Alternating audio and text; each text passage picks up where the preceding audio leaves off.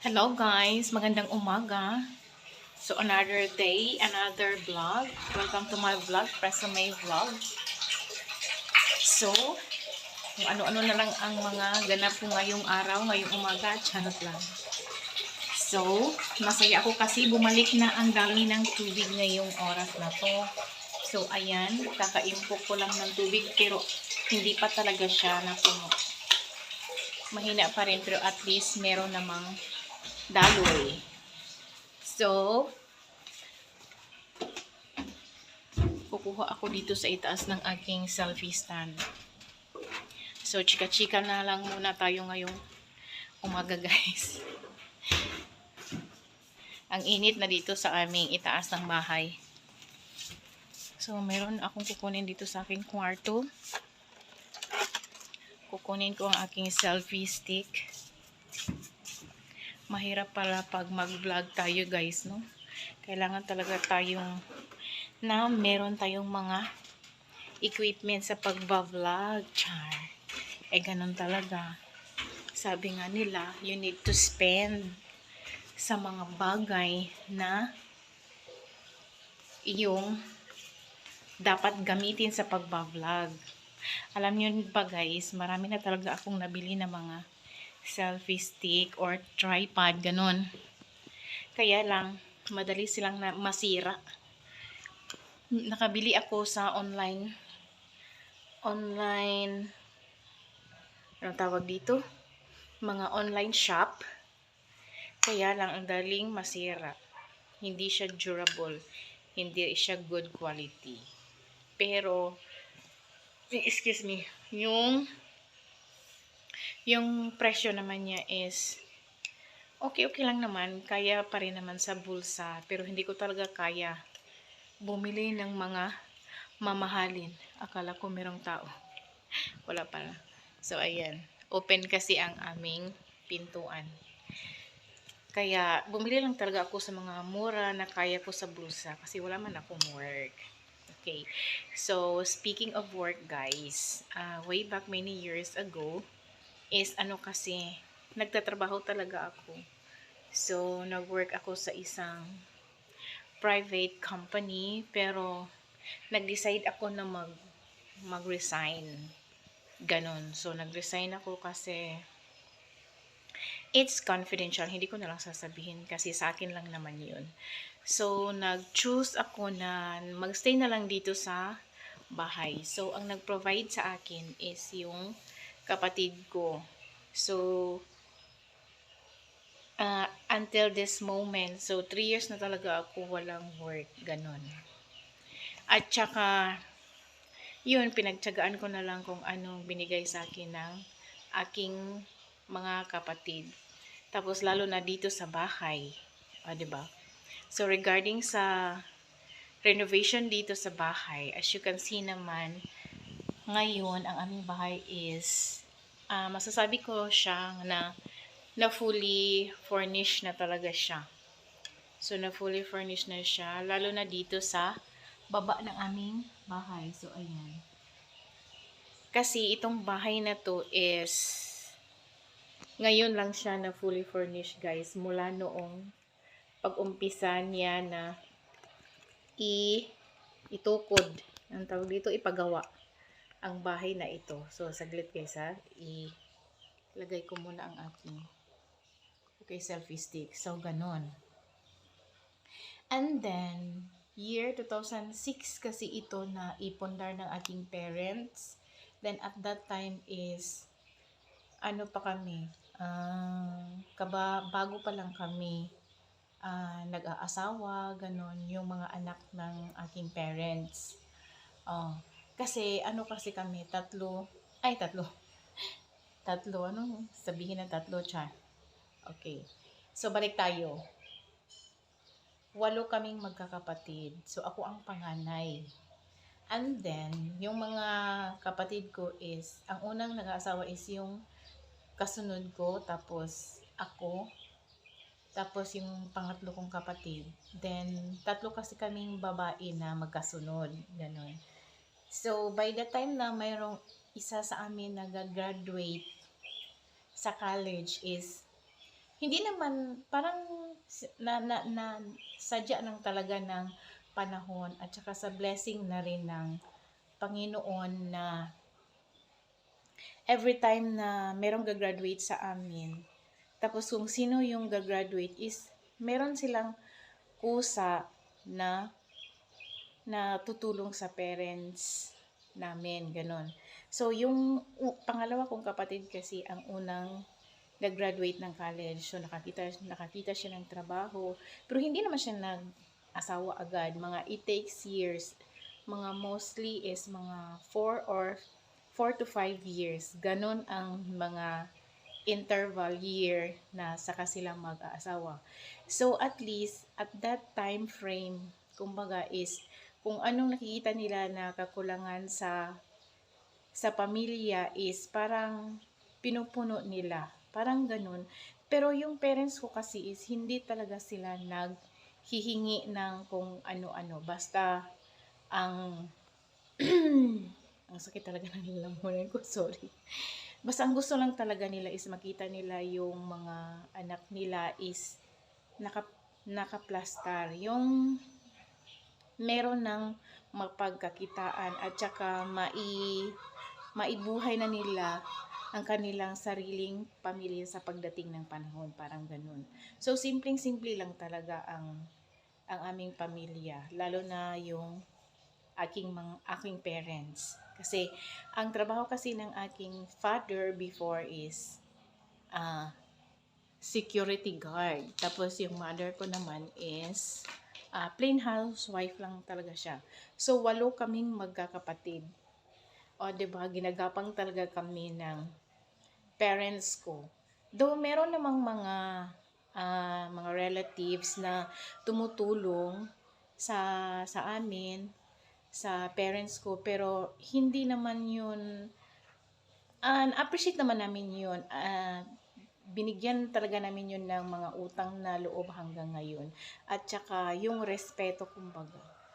Ganun. Kasi hindi naman kami makapunta sa mga ganito, ganyan na status ng buhay. Pero hindi naman kaistatusan ng klase ng buhay. Yung bang meron kang nakamit na handa mong anong tawag dito? Handa mo siyang pagmamayabang. Ganon. Nahirapan kasi ako magtagalog, pasensya na po. Yung klaseng ganon, 'di ba? Na kaya mo siyang ipagmamayabang na nakatungtong ako sa ganito, ganyan, kasi dahil sa tulong ng parents at saka sa mga relatives. At saka though meron ding mga relatives na parang i-underestimate or kailangan ng magbigay sila ng pressure sa iyo para at least naman ma-uplift mo naman yung sarili mo. So, yung mga sinasabi na hindi maganda at saka maganda, parang binigyan namin yun ng excuse me, binigyan namin yun ng pansin at ginawa namin yun na as a positive outlook in life. Yes, kasi hindi naman kasi lahat ng bagay maganda, 'di ba? At saka hindi rin lahat ng bagay is hindi maganda. So parang maganda at hindi maganda, kailangan mo rin niyang i-appreciate sa sarili mo at i-apply mo rin sa sarili mo para at least man lang magagamit mo yun pagdating ng panahon. Kasi life is a challenge, no? Every day. Every day is a blessing and every day's life is always a challenge. Challenging life. Parang ganun. Nahihirapan na naman ako dito sa pagtatagalog. Charot lang. So, ganun. So, balik tayo sa kwento ng buhay ko. Charot. O ganun. So, pag may isa na nakagraduate, tapos makapaghanap ng trabaho, so parang pero patuloy pa rin yung pagtatrabaho ng aking father at saka yung mother ko is nag-ano pa rin siya. Yung tumutulong naman siya sa father ko na maghanap buhay. Gaya ng magtitinda yung mother ko ng mga puto, mga kakanin, gano'n, at saka ice candy, ice, at saka ice water. So, ilalako niya or ititinda niya yun dito sa aming lugar. So by the time na free time kami sa aming klase, so tutulong kami sa aming mother sa pagtitinda, ganun. So, ganun. So, pag may isa na naman sa amin na gumagraduate, is makahanap na rin siya ng trabaho. So, tutulong na naman kami sa aming mga kapatid, mga maliliit na kapatid sa pag-aaral. So, buti lang naman yung mga kapatid ko is masinop naman sila sa kanilang pag-aaral. Meron lang talaga kaming, sa 8 namin, meron kaming 3 na hindi nakapagtapos ng pag-aaral. Pero nakatungtong naman sila ng college. Tapos yun, yung tinatry namin sila na makatapos sila sa kanilang pag-aaral para naman makagraduate sila sa college, pero sila na lang talaga ang ayaw na nila. Kasi kami na mga 3 na babae nga nagsunod-sunod is by the time na nakagraduate na kami, nakakita na kami ng work. So, tinulungan namin yung mga kapatid namin. So, ganon. Yung mga kapatid ko kasi na mga lalaki, yun kasi mahirap silang i-guide kasi kasi iba kasi ang ugali ng babae at saka sa lalaki, 'di ba? So, ang idea ng father ko is long time na yun na nag-umpisa silang magpumasok sa mga bisyo. Hindi naman mga bisyo na yung mga justifiable vices ng mga lalaki. Yun lang naman ang meron ng aking mga kapatid. So, sa awa ng Diyos, thanks God for ganun na at least man lang, ganun lang, light lang talaga ang mga vices nila. Gaya ng barkada, pag-iinom, ganon, sigarilyo, ganon. So, ang style, tapos, ang tagal nilang umuwi, late at night na talaga sila uwi sa bahay. Or minsan pa kasi, alam ng parents ko na hindi sila pumasok sa school, so saan-saan sila nagpunta. So, ang idea ng father ko is, kinaibigan ng father ko ang mga barkada ng aking kapatid. Kasi, nahihirapan na talaga ang aking father kung saan-saan na nagpunta ang kanyang anak, bakit sa anong late na oras uuwi, or minsan maaga na, tapos mga lasing, ganito, ganyan. So, ang idea ng father ko, okay, sige, kinaibigan niya yung mga barkada ng mga kapatid ko na mga lalaki. So, at least alam namin kung sino ang kasama nila, anong klaseng kaibigan sila na meron sila. Tapos, parang kinilatis talaga ng papa ko kung anong klaseng mga barkada talaga, ganon. So, kami rin na mga 3 ate, is nag-ano rin kami, parang binabarkada din namin, ganito, ganyan. So, alam nila ang pamilya namin at alam na rin namin ang pamilya ng bawat kaibigan ng aking mga kapatid.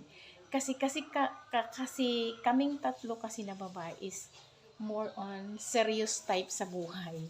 Kasi naranasan kasi namin ang mga buhay na kung anong klaseng buhay na kailangan talaga naming magtiyaga, magbinuutan. O, di ba? Kasi kami ang ehemplo kumbaga ng aming mga kababatang kapatid. So, ganun, guys. So, hanggang sa dumating yung time na isa-isa sa amin ay nakagraduate, ganito, ganyan, sa tulong ng bawat isa. Hindi naman sa tulong ng sobra-sobra. Yung bang, kumbaga, kung ano lang yung maibigay namin, na kaya namin, yun lang. At saka yung parents din namin, hindi naman kasi kami inoobliga na tutulong. Parang nakita lang namin, parang willingness lang namin na tutulong sa aming parents. So, ganon. So, kasi nakikita rin kasi namin ang kahirapan na binigay ng parents para sa amin. So, ganon. So, ganon. So hanggang sa dumating kami sa ganitong status ng aming buhay, though meron ng mga asawa ang aking mga kapatid. So lahat kami meron ng mga asawa. So pero ako, byuda na kasi ako. So dito na ako nakatira sa bahay ng parents ko. Kasi dito naman ako nagmamalagi na nakatira. So, dito na talaga ako titira. Dito na ako tatanda sa bahay ng parents ko. So yun. So, hanggang ngayon, so, meron ng mga kanya-kanyang pamilya ang aking mga kapatid. At saka, meron na rin silang mga kanya-kanyang bahay. So, sa awa ng Diyos, okay naman ang kanilang mga bahay. Masasabi mo naman na fully furnished yung mga bahay nila. Oo, hindi naman masyadong kagandahan. Ang importante is, mafe-feel mo talaga na, bahay talaga nila yon. So, kaya nag-decide ang aking mga kapatid na ito naman ang bahay ng parents namin, ang kanilang pagtutulong-tulungan para ma-renovate, para ma-fully furnish na rin siya. So far, andito na kasi ang aking mother at saka yung pamangkin ko. So, ayan. Galing sila sa Hello, school. I'm here with Tomas, my apo. Good morning. Oh, sige. Saglit ang mother ha. Kasi mag-continue muna ako sa aking chika dito. Char.